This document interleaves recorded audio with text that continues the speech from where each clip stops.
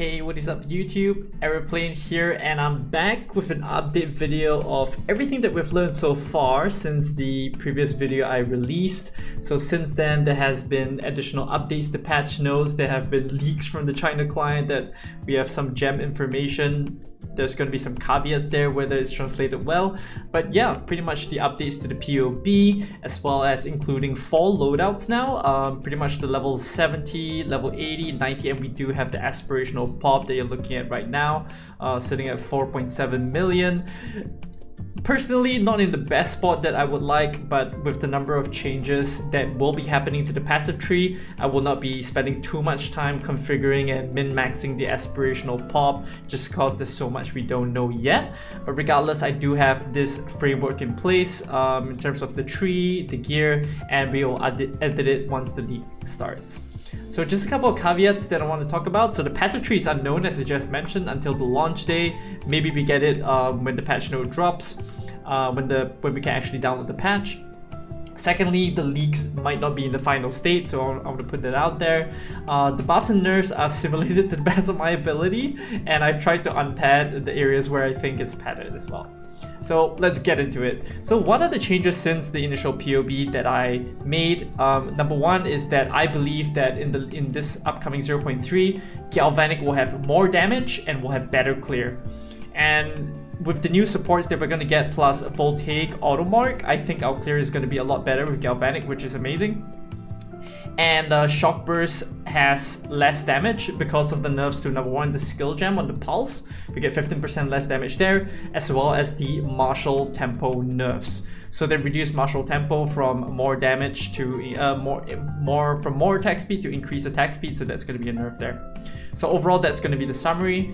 The new things that were introduced, so the two biggest things that I actually forgot to talk about in my previous video, apologies for that. Number one is going to be Galvanic projectiles. You can see that currently the damage went up from 31% top end to 54, and the beams went up by 70% from like 156 to 272.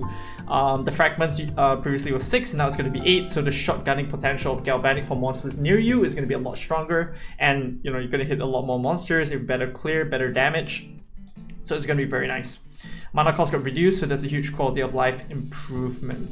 One more thing on the Galvanic, I'm just going to jump into it right now since we're on the topic of Galvanic, is that in the line which says that ammunition no longer has 50% less reload and now has 1 bolt, everyone's focusing on the 1 bolt, which was previously 5, and that is in all intents and purposes a nerf to the clip size. But this is actually a buff over here where it says no longer has 50% less reload speed, which means that it took away the downside of taking longer to reload this shotgun. So I'll talk about exactly how we're going to set up Galvanic that makes it a buff in this upcoming patch. Alright, so going back to the buff section, so the new ones is going to be Galvanic, one thing I mentioned, and the next 3 are going to be gems that were leaked from the release, and that's going to be, first one is going to be tier 3 acceleration. Oh, this was in the patch note, sorry. So now increases and reductions to proc speed will apply to increased damage, and it's going to be 40% increase for Galvanic, and that's just free damage. We were using acceleration in our links anyway, so this is just going to be increased damage. Fast forward, it's going to be change from less duration to reduced, but for us we got no increases, reductions, less and more, so this is going to be a buff for us since it's multiple based on the formula. So it's going to be faster procs of Stormcaller Arrow, and it's going to be faster for Ghost Dance because now we can use the same support gems on multiple skill gems, so that's sick. Persistence is the same thing. They changed from 40% more to 45% increased, but because we don't have any increases, more and reduce on the tree, so this leads to us having a longer emergency reload, for example. The new nerfs that are coming in that I didn't previously put in is that emergency reload changed from more to increase, so this is going to be a nerfed. It's going to be a nerfed. For the emergency reload itself, it is quite a decent nerf, but when you look at the bigger picture, you're going to unload a couple clips and only 1 clip is affected by the empowered, so it's not that bad, and we didn't even include emergency reload in our DPS anyway, so that is that. Herald of Thunder AoE got nerfed from 1.4 meters to 1.0 meters, so this is quite a significant nerf to the AoE of Herald of Thunder, and this is going to affect our clear, but don't worry too much because we do have Voltaic Automark, and I'll talk about how it works in just a bit. Next is going to be Martial Temple. This is the biggest nerf in my opinion for the build, changing from 20% more to 25% increased attack speed, and this is insane. So for our POB, it is going to be around a 10% DPS nerf. Yeah, it is quite a lot, even with going back to using the 25% increased attack speed. Yeah, it is still a nerf, but it is still one of the better gems that we can use when synergized with something like Fresh Clip, for example. In terms of the new nerfs that I wanted to set apart in the latest patch that got released yesterday or the day before, critical weakness got nerfed as well from the Ascendancy from 20 to 10. So this Eagle Eyes previously gave 20 stacks, now it's 10. To 10 stacks of critical weakness, and that means instead of 10 base crit, we get 5 base crit, so we have updated the POB to take that into account. Secondly, is going to be magnified effect. There is a 15% increased AoE from, I believe, 30 to 45, but we do get 10% less area damage, so this is a little bit of a nerf to Herald of Thunder as well. Something to note. In terms of the new changes with regards to the new ideas, Rakiata's Flow is going to be a lineage gem that could be really good. So this is the gem that inverts the damage in PoE 1 for those of you who are familiar. So if the monster has 50% resist, it will treat it as negative 50% resist.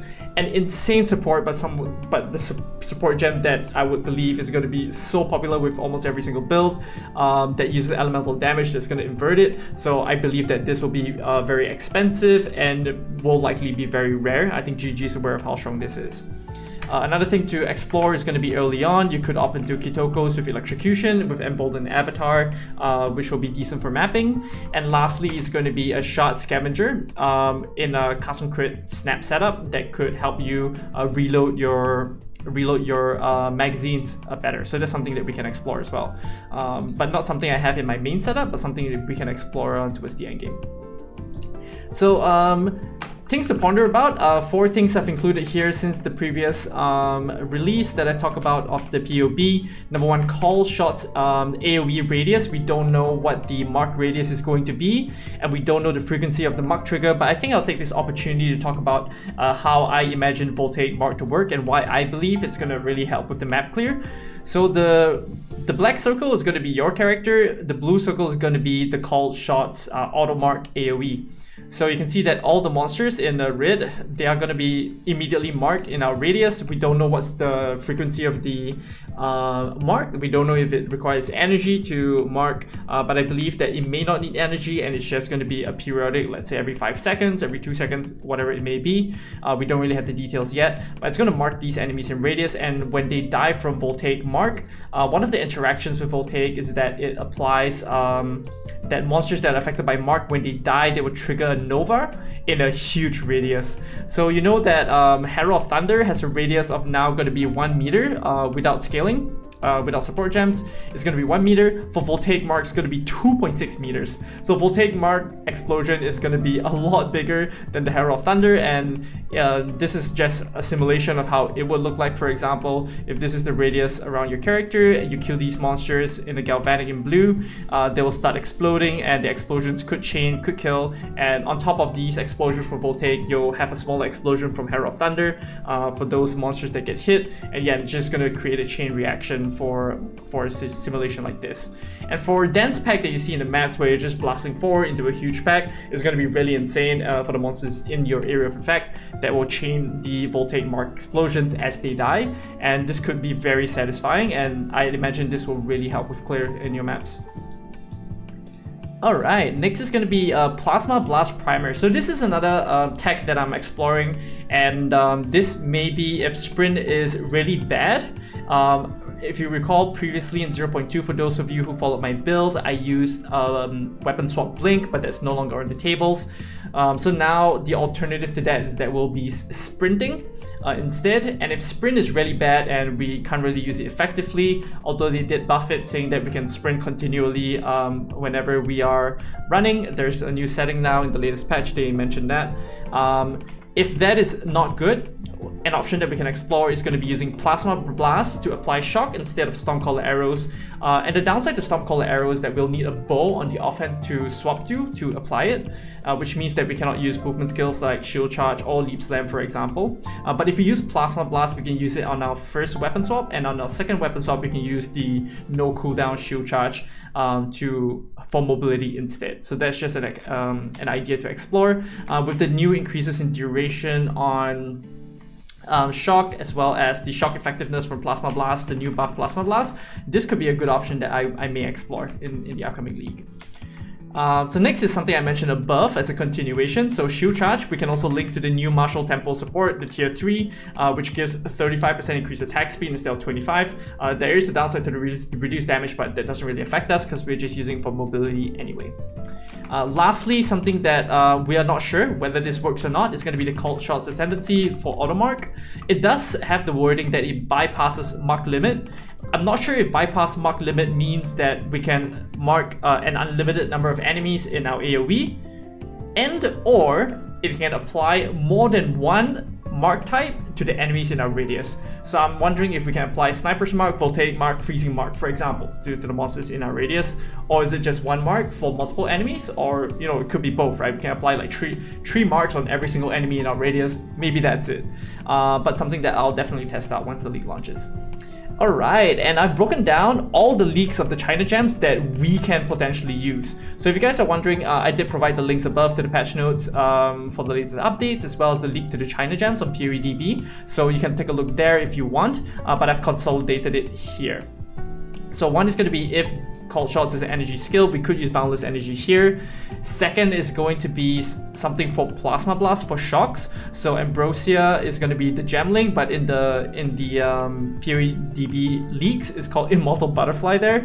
But pretty much what it will give, it's 45% gain as lightning. So if we were using Plasma Blast as a primer, this is going to be a good option where it will just give us this huge amount of damage. If we use the unique flask, that was what I was basing it off of, that will be useful for our build. Next is going to be the most important gem out of all of these gems over here, and that's going to be Streamline Ammo, which I believe is going to be a lineage gem, I think. So what it gives is 4 stats over here. So first one is going to be an upside. It gives 50% increased attack speed. That's insane. So it is a buff to damage and reload speed. For those of you who don't know, reload speed increases your attack speed increases your reload speed, and that is why we are prioritizing attack speed quite highly on our build. Second is going to be reduce 60% damage. Don't worry, this is not less, which means it will just minus off the increases that you currently have on your tree. It is a downside, but not that bad. And given the more damage that we're getting from the skill gem over here, we get 70% more damage on the beams. This is not too bad, and overall still an upside for the build, for the galvanic shards. And the fourth one is going to be reduce 50% reload speed. So this is a downside, but pretty much it is the replacement to what was removed from the gem. If you take a look at the galvanic shards over here under the nerfs, it says that it no longer has 50% less reload speed, which is a buff. But if we were to use this support gem, it will add it back in, so we're kind of par there when comparing to previously galvanics. So if this is par, this is a nerf, which does not override the more damage that we're getting from the skill gem itself, and this is a buff. Overall, it does look like Galvanic is taking a huge W when it comes to the clear once we get our hands on this lineage support. But once again, we don't know where this drops, we don't know how accessible this is, and we don't know how much it will cost. But personally, I think this will not be so rare. I don't think they will hard gate it behind various things, but as an example of where lineage gems drop, I think they showcase in the reveal that, for example, the T4 Sanctum boss drops a Zarkov gem, which is a lineage support from there. So we'll have to take a look and see where this drops, but hopefully it's not that expensive. So this is something that we'll definitely use in the end game, and this will result in a buff for Galvanic. Next is going to be 2 other supports, Ammo Conservation, which is one option that we could use with Galvanic. Instead of 25% not consumed, it now has 35% not consumed, which is pretty nice.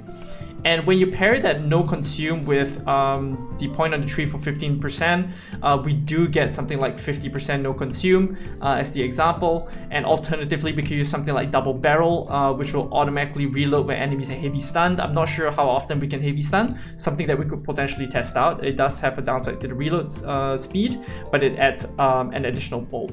So some of my earlier setups in level 70, for example, you'll see galvanic shards loaded to double barrel. This can either be double barrel 1 or double barrel 2, and eventually this will become the streamlined ammo in the China patch, but this could be double barrel lineage or whatever it may be called. We don't know the actual name. Okay, so yeah, so the previous solution in my opinion to galvanic in the end game is going to be streamlined ammo. Before that, you use a generic double barrel in a tier 3 or ammo conservation. I don't think I would use both. I think with the reload speed that we currently have, with the removal of the reload speed downside, I think galvanic will not be that bad to play personally. And you could also opt for crossbows with additional bolt on the implicit and explicit to ease that up a little bit before you get the support gem.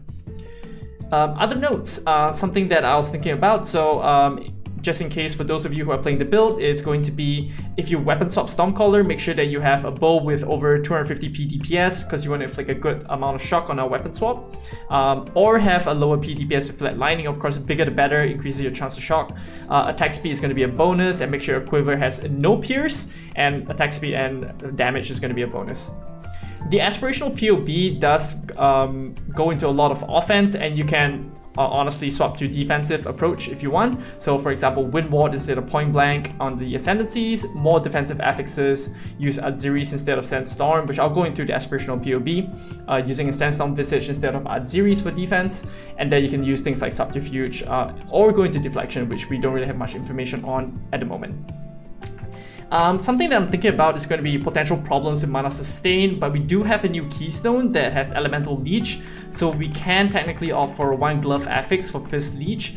Because galvanic is not a full convert, we can potentially benefit from some of that leech, so we'll have to see if we have mana problems, but previously we didn't really have that, and given the buffs to mana cost, I think it shouldn't be that bad, because mana cost previously was up to 61, but now at the top end it's only 48, so it shouldn't be too bad. Alright, next is going to be the other notes. The fourth one is going to be something new in the latest patch, and that is added a new keep sprinting while moving gameplay interface icon. Honestly, this is something I'll definitely test out. I'm going to click on it, and maybe it's very smooth to play. We don't need to hold on spacebar, for example, to sprint after a dodge roll. And yeah, I think this could be really nice, or it could be really bad. We don't know, so we'll have to test it on the league launch. For leveling options, I see a lot of you asking how I'm going to level in the upcoming league, and if I'll be releasing a build guide. It's going to be really similar to what I did in 0.2. Lightning arrow, lightning rods with freezing salvo is going to be the stock standard bow leveling. I will be using the same, and the whole leveling setup is going to be the same as what I did in 0.2. I'll be in the next few streams, I'll be doing some leveling practice, so do catch me there if you want. I will be releasing, I guess, a shortened version of a leveling in the coming days, but in absence of that, you can lean on other content creators that is doing bow leveling. For example, Fabgun, I think he released one, and it's going to be very similar to that. We'll have slight tweaks to various things that we're not going to go into, because eventually when we hit maps, we will transition to Crossbow. So from the later part of the campaign, like Act 5, Act 4 onwards, it may look a little bit different, and I do have some tips below on how you can transition and what things to look out for. So let's get into that. So on the ice one, I'm just going to talk about it briefly. It's that it is potentially good, but it's going to be not very much different from lightning arrow, lightning rod, because it's going to be very similar in terms of the damage, or maybe higher, but lightning rod is going to do insane amounts of damage, and we can just use that for the campaign run and will not rely on an unknown for that. So from level 1 onwards, pretty much since we're starting off with a lightning build and eventually going to a lightning build, all your gear sets outside of the weapon and quiver, we're just going to swap to a crossbow, and that's the only difference. In terms of the passive tree, some pathing may be a little different in the endgame, but generally the overall frame is there. So in terms of respec cost, it's going to cost some gold, but it's not going to cost a lot. So you'll be looking for things like flat lightning, flat fist on rings, gloves, and you'll be using lightning anyway, I mentioned here. From Act 3, Act 4 onwards, you'll start looking for a decent crossbow from the vendors, or if you pick one up on the floor, we're looking at good PDPS, a good flat lightning, things like attack speed, crit are going to be a bonus for the crossbow, so look out for that. Save gold for the passive tree respecs, don't spend it all on gambling, just as a caveat once you hit maps. And from 80 plus, that is where we are looking for a big crit transition, so that's where you probably want to save from Malagaro's gloves. Last league it cost about 1 divine, and it tapered off at around 2 divines at the end of the first week, but generally that's going to be the range of the price of Malagaro's where I expect it to be.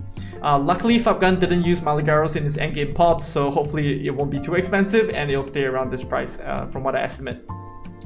So once you have Malagaro and Ubulab, you can pretty much go all in on crit. Before that, going increases in damage will still be your options that you'll be going for, and you'll definitely use pinpoint critical, which gives a huge amount of increased crit chance for the build.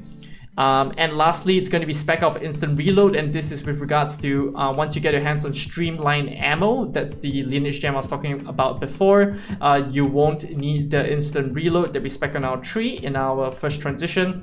I believe that taking this will really help with our build in terms of the 1 bolt that we have. We increase the reload speed, we add no consume, and then we add double barrel for 1 additional bolt, and that will be our early setup, and hopefully it'll feel okay. But definitely I'll be streaming live on Leaguestart, so you can check in to see how my progression goes and ask me any questions there. I'll be able to answer live when that happens. And that is pretty much the updates I have in terms of my POB notes. And let me jump into the tree for the transitions and talk about the gems really quickly. So I have over here the loadouts for the early transitions.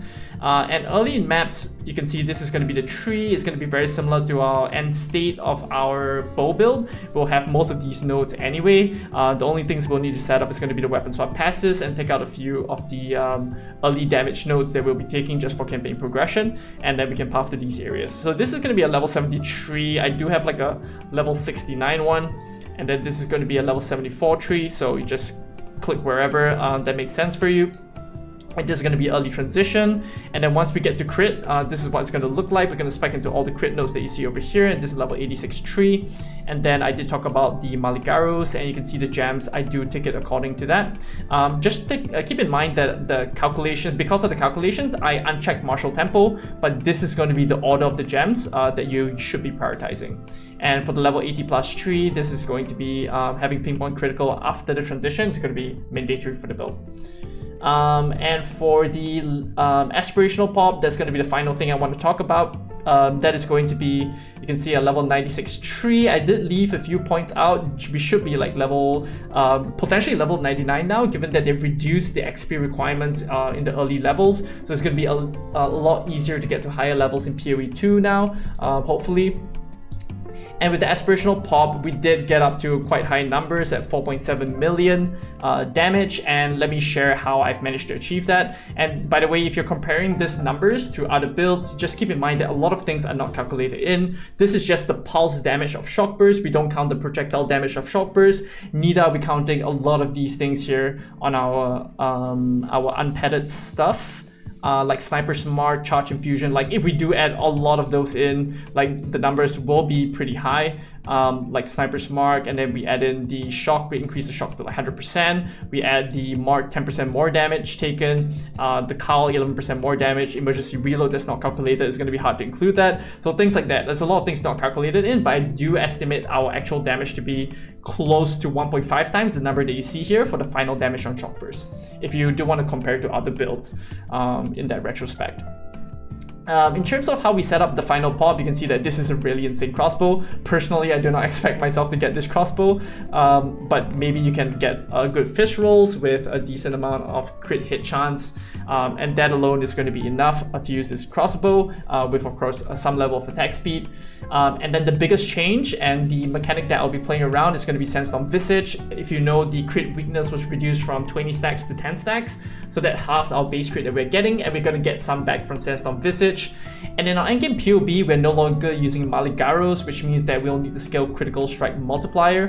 And And for that, we're also leveraging a second component of Sandstorm Visage, and that is enemies in your presence are blinded, which scales very well with the support gem that I'll be using, and that's going to be Blindside, which does which has more crit chance and more crit damage, but you cannot blind. But given that all enemies in our radius are blinded, Blindside becomes a really good support. And as you can see, I'm struggling to get crit chance without Maligaros in, and without Pinpoint Critical, it's going to be very hard to scale our damage, and I was struggling to find increased crit chance. And I found this cool interaction that gives us a little bit more base crit along with Blindside and the critical weakness from Sandstorm, and this turns out to be a pretty good option with Sandstorm. And one of the options I talked about is potentially going to Subterfuge Mask instead, given that Sandstorm Visage has a huge amount of ES roll on the helmet. It's pretty big.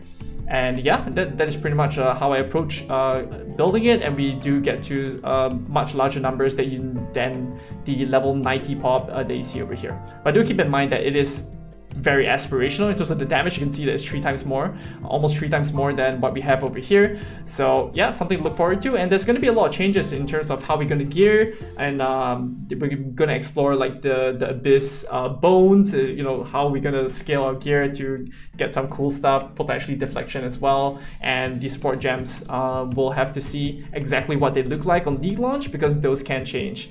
So if you like the video, feel free to like, share, and subscribe. I'll be streaming in the next 2 days for some leveling practice, and do look forward to, I guess, the POBs that I'm going to release. It'll be down in the description below, and any questions, just drop by on stream, ask me those questions, or pop by, join the Discord, and you can ask questions there, and I'll catch you in the next one. Bye.